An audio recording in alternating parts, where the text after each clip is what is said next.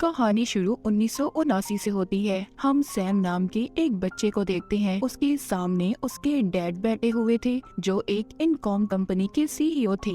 ये company games बनाया करती थी। सैम के डैड अपने बेटे को बताते हैं कि हमने एक दुनिया बनाई है जो बहुत खूबसूरत है पर काफी खतरनाक भी, और ये एक गेम की दुनिया है। मैं इस दुनिया में जा चुका हूँ और मैंने वहाँ पर जाकर लेजर से चलाने वाली तेज बाइक भी चलाई है। वहाँ गेम की दुनिया में ट्रॉन भी है। ट्रॉन वो प्लेयर है जो इंसानों के लिए गेम की दुनिया में लड़ता है। मैं उस गेम की दुनिया में हमेशा के लिए रहना चाहता था, इसीलिए मैंने उस दुनिया में अपने एक हमशक्ल को बनाया जिसको मैंने क्लू का नाम दिया, जो इंसानों की तरह सोच सकता था, उनकी तरह काम कर सकता था। सैम के डैड जाने से पहले उसे कहते हैं कि हम कल गेम्स खेलने चलेंगे, और फिर जिसके बाद वो यहाँ से चले गए थे। फिर अगले दिन टीवी पर खबर चलती है कि इनकॉम कंपनी का सीईओ कहीं पर गायब हो गया है, और इसी तरह बहुत साल गुजर गए थे। फिर जिसके बाद हमें कुछ वक्त के बाद दिखाया जाता है कि सैम अब बड़ा हो चुका था और कंपनी का आधा पार्टनर भी बन चुका था। वो एक दिन कंपनी में आता है और उस जगह पर चला जाता है जहाँ पर सारी गेम्स के सर्वर को रखा गया था, पर यहाँ पर गार्ड ने उसे देख लिया था।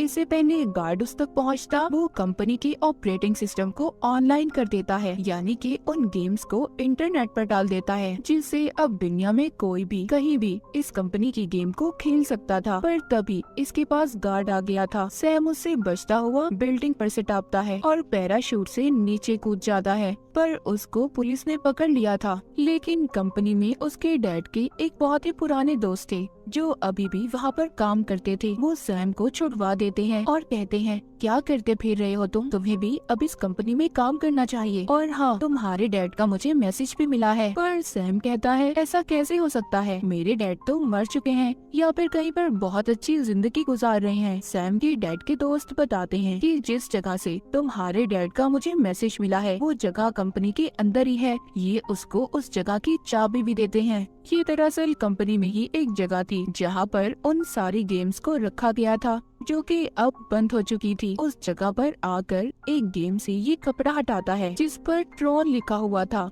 ये उस गेम में कॉइन सिक्का डालने की भी कोशिश करता है, पर वो नीचे गिर गया था। जब भी उसे उठाने लगता है तो उधर ये एक बनी हुई लकीर देखता है। अब ये जब उस गेम को हटाता है तो उधर इसको एक रास्ता मिलता है जो नीचे एक तह खाने की तरफ जाता था, जहाँ पर इसके डैड का सारा सामान पड़ा हुआ था। मतलब कि ये उसके डैड का लैब था जहाँ पर वो बड़ी बड़ी गेम्स बनाया करते थे। यहाँ पर इसके डैड का कंप्यूटर भी था जिसको ये चलाकर उसमें कुछ प्रोग्राम डालता है जिससे वो चल गया था। तभी उससे बहुत सारी रोशनी बाहर आती है और उस रोशनी के बाद ये अब दूसरी दुनिया में पहुँच गया था जो गेम की दुनिया थी। इससे पहले सैम यहाँ पर कुछ कर पाता तभी दो लोग आते हैं जिन्होंने काले रंग के सूट पहने हुए थे और वो सैम को लेकर अपने साथ चले जाते हैं। इसके बाद ये लोग इसको भी अपने जैसा सूट पहनाते हैं और इसके पीछे एक अजीब से डिस्क भी लगा दी जाती है। ये डिस्क ऐसी थी कि वो इसके दिमाग की सारी यादों को रिकॉर्ड कर सकती थी। ये वहाँ पर गेम खेलना शुरू करता है। सैम बहुत अच्छी गेम खेल रहा था, लेकिन तभी यहाँ पर एक ट्रॉन आता है। वो सैम को हरा देता है। इससे पहले कि सैम को कुछ होता, उसके जिस्म से खून आने लगा था। तभी वहाँ पर इनका लीडर क्लू आ गया था। ट्रॉन कहता है कि ये तो इंसान है। क्लू कहता है कि इसको मेरे हवाले कर दो। जब सैम क्लू को देखता है तो ये देखकर उसे कहता है, आप तो मेरे डैड हो। पर जैसे कि सैम के डैड ने उसे बचपन में बताया था कि उन्होंने गेम की दुनिया में अपना हमशक्ल बनाया है,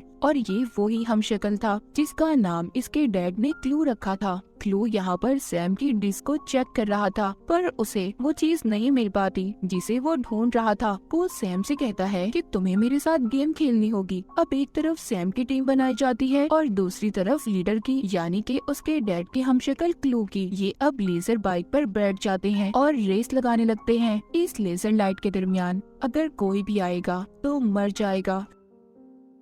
एक एक करके सभी टीम के प्लेयर्स मर गए थे, बस सैम और क्लू ही बचे थे। क्लू यहाँ पर सैम की बाइक को भी तोड़ देता है। इससे पहले क्लू सैम पर हमला कर पाता, उसे मारता। तभी यहाँ पर एक गाड़ी रुकती है जिसमें से एक लड़की निकली थी जिसका नाम क्योरा था। ये लड़की सैम को अब उस जगह पर ले आई थी जहाँ पर इसके असल डैड थे। वो अपने बेटे सैम को देखकर बहुत खुश होते हैं और सैम से पूछते हैं कि तुम यहाँ पर कैसे पहुँचे इस गेम की दुनिया में। सैम कहता है कि आपने जो मैसेज अपने दोस्त को भेजा था बस उसी की वजह से। सैम के डैड कहते हैं हम रात को खाने पर बात करेंगे। अब जब रात को ये खाना खाते हैं तो सैम अपने डैड से पूछता है कि आप वापस अपनी दुनिया में क्यों नहीं आए? मैं हमेशा आपका इंतजार करता रहा, पर मैं ये जानता था कि आप कहीं न कहीं तो जिंदा हो। उसके डैड बताते हैं जब हमने इस दुनिया को बनाया तो एक जादू, एक चमत्कार हुआ। यहाँ पर इस दुनिया में कुछ प्रोग्राम्स जिसको आइस सॉस कहा गया खुद ही बन गए, जिन्हें आप बहुत ही इंटेलिजेंट ह्यूमन कंप्यूटर भी कह सकते हैं। यानी कि एक ऐसा दिखने वाला इंसान जो कंप्यूटर की तरह काम करता हो, जिससे मैं अपनी दुनिया को बेहतर बना सकता था। पर जो मेरा हमशक्ल क्लू था वो मेरे साथ बगावत पर उतर आया। उसने सभी आइसोस कंप्यूटर को खत्म कर दिया और साथ ही साथ प्रॉन को भी मार दिया, जिसको मैंने गेम की दुनिया में इंसानों की देखभाल करने के लिए बनाया था। ये वो प्रोग्राम थे जो दुनिया में खुद ही बने थे। जिसके बाद वो दरवाजा भी बंद हो गया जहाँ से मैं अपनी दुनिया से आया था। सैम अपने डैड को वो रास्ता दिखाता है जहाँ से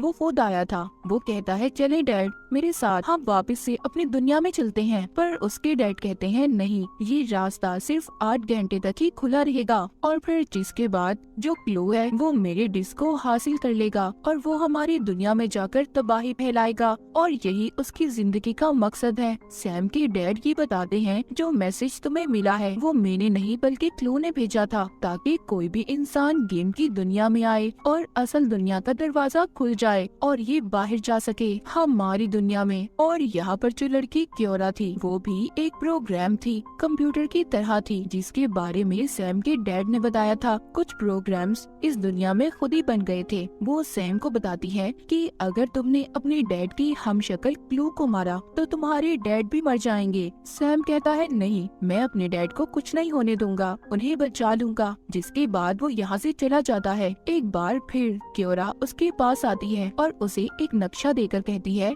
इसके जरिए तुम एक आदमी से मिलोगे जो पहले आइस सॉस की देखभाल करता था। आइस सॉस वही प्रोग्राम थे जो खुद ही बन गए थे। वो आदमी तुम्हारी मदद कर सकता। अब सैम अकेला ही अपनी गाड़ी लेकर उससे मिलने चला जाता है। जहाँ पर जब ये पहुँचता है तो उधर अपनी गाड़ी को बाहर ही खड़ा करके खुद उसके पास जाता है, जहाँ पर उसे एक लड़की मिलती है जो कह रही थी कि अगर तुम हमारे लीडर से मिलना चाहते हो तो तुम्हें पहले एक गेम को खेलना होगा। उधर बाहर जो सैम ने अपनी गाड़ी खड़ी की थी तभी बाहर क्लू के गार्ड आ गए थे और उन्हें पता चल गया था कि ये गाड़ी कहाँ से आई है। दरअसल क्लू सैम के डैड को कब से इस दुनिया में ढूंढ रहा था। ये जब उस जगह पर जाता है तो वहाँ पर इन्हें कोई भी नहीं मिलता। क्लू को बहुत ज्यादा गुस्सा आ रहा था। सैम के डैड क्योरा को लेकर जा चुके थे। उधर सैम उस लीडर से मिलकर कहता है कि मुझे बाहर जाने वाले दरवाजे का पता करना है, पर ये नहीं जानता था कि ये आदमी भी क्लू से मिला हुआ था। यहाँ पर ये पता चलता है कि ये आदमी इस दुनिया का ताकतवर इंसान था, ये लीडर ही था।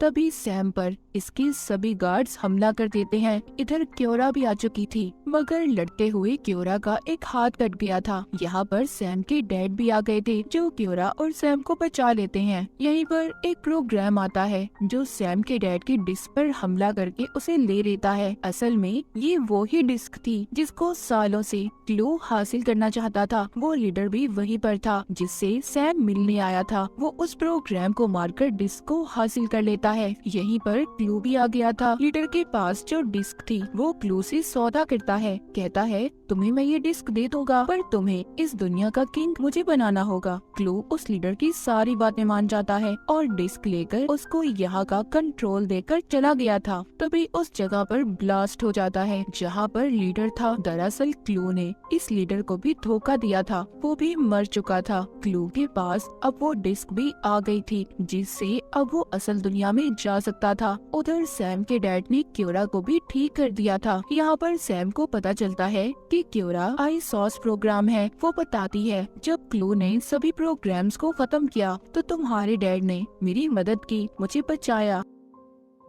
अब ये तीनों वापस से अपनी दुनिया में जाने के लिए तैयार थे। तभी इनके सामने क्लू के गार्ड्स आ जाते हैं जो इनका रास्ता रोक रहे थे। क्योरा को यहाँ पर पता था कि अगर सैम के डैड को आगे जाना है तो उन्हें डिस्क की जरूरत है। ये अपनी डिस्क उतार कर उन्हें दे देती है और खुद अब उनका सामना करने उनके सामने आ चुकी थी। तभी वहाँ पर एक गार्ड आता है जो क्योरा पर हमला कर देता है। सैम के डैड जब ये देखते हैं तो उन्हें पता चलता है कि ये तो ट्रॉन ट्रॉन है जो वो समझते थे कि वो मर चुका है। सैम अपने डैड से कहता है कि आप जाएं, मैं क्योरा और आपकी डिस्क को लेकर वापस आऊंगा। उधर क्लू को भी दिखाया जाता है जो अपनी आर्मी से कह रहा था कि वो वक्त आ चुका है जब हम असल दुनिया में, इंसानों की दुनिया में जाकर उन पर राज करेंगे। लेकिन यहाँ पर सैम भी पहुँच गया था। वो डिस्क को लेकर क्योरा को बचाकर यहाँ से जा रहा था। तभी क्लू को पता चल जाता है कि डिस्क को सैम ने चुरा लिया है और साथ ही साथ सैम ने सारे सिस्टम को भी हैक कर लिया था और इसी वजह से क्लू सैम पर हमला कर देता है। सैम भी अपनी उड़ने वाली फ्लाइंग मशीन में था। क्लू पर भी हमला करता है और उसकी सारी आर्मी को खत्म कर देता है। अब बस क्लू और उसका ट्रॉन ही बचे थे। सैम के डैड ने ट्रॉन को इंसानों की हिफाजत करने के लिए बनाया था। सैम के डैड कहते हैं, मैंने तो तुम्हें इंसानों की मदद करने के लिए बनाया था और तुम क्या बन गए। ये सुनकर ट्रॉन को अक्ल आ गई थी। वो क्लू पर हमला करता है, उसे मारने वाला था, पर क्लू एक शक्तिशाली इंसान था। वो नहीं मरता, उल्टा उसने ट्रॉन को ही मार दिया था। वहीं पर हमें सैम और उसके डैड क्योरा को भी दिखाया जाता है जो वहाँ तक पहुँच गए थे जहाँ से इंसानों की दुनिया में जा सकते थे। पर इससे पहले ये ऐसा करते यहाँ पर क्लू आ जाता है जो सैम के डैड पर गुस्सा कर रहा था। कहता है, तुमने मुझे धोखा दिया है, तुमने कहा था हम ऐसी दुनिया बनाएंगे जो बहुत अलग होगी। सैम के डैड कहते हैं, ना तुम मुझे समझे और ना मैं तुम्हें समझा। मैं तो इंसानों के लिए अलग दुनिया बनाना चाहता था पर तुम इंसानों की दुनिया में राज करना चाहते थे। क्लू को सैम के डैड समझाने की कोशिश करते हैं पर वो कुछ नहीं सुनता और हमला कर देता है। इसी बात का फायदा उठाकर क्योरा सैम को वापस से उसकी दुनिया में जाने वाले रास्ते पर ले गई थी। अब क्लू के हाथ में डिस्क भी आ जाती है पर जल्द ही उसे पता चल गया था कि ये डिस्क क्योरा की है, न कि सैम के डैड की, जिससे ये इंसानों की दुनिया में नहीं जा सकता था। सैम अपने डैड को बचाने की कोशिश कर रहा था जिस पर क्योरा कहती है कि तुम्हारे डैड यही चाहते थे कि तुम वापस से अपनी दुनिया में चले जाओ और वो इस गेम की दुनिया को भी बंद कर देंगे। तभी क्लू छलांग लगाकर सैम के साथ इस दुनिया से असल दुनिया में जाने की कोशिश कर रहा था पर सैम के डैड उसे अपनी ताकतों से अपनी तरफ खींच लेते हैं जिससे इस दुनिया में बहुत बड़ा धमाका होता है और गेम की दुनिया अब पूरी तरह खत्म हो चुकी थी। सैम उसी जगह पर वापस आ गया था जहाँ से ये इस दुनिया में गया था, यानी कि अपने डैड के लैब में। ये गेम का सारा डाटा एक चिप में डाउनलोड करके उसे अपने गले में पहन लेता है और अपने डैड के कंप्यूटर को भी बंद कर देता है। जब ये ऊपर आता है तो उधर उसके डैड के दोस्त थे।